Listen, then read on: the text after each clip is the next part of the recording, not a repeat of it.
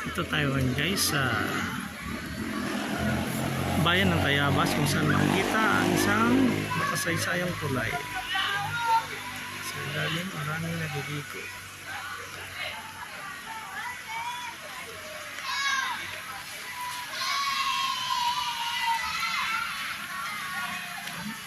Itinayo ang tulay na ito noong 1840 according doon sa nakasulat.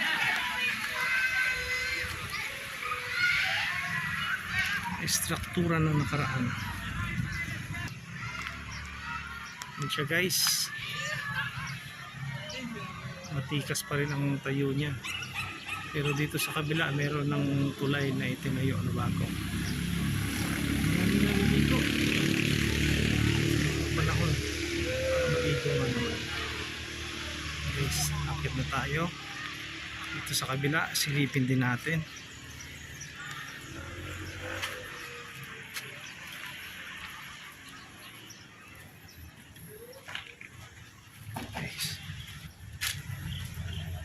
Ito guys yung lugar kung saan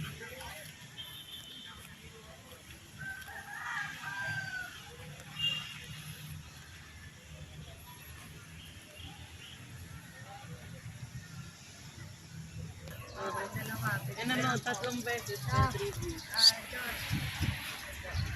ang nakalagay dito guys, ating tingnan.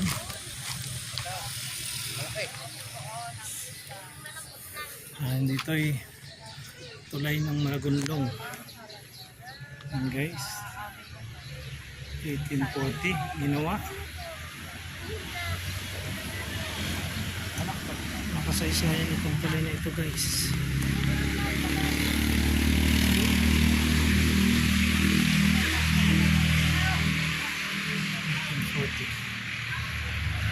So guys, siguro dati ginagamit itong passage ng mga tao. See you next vlog.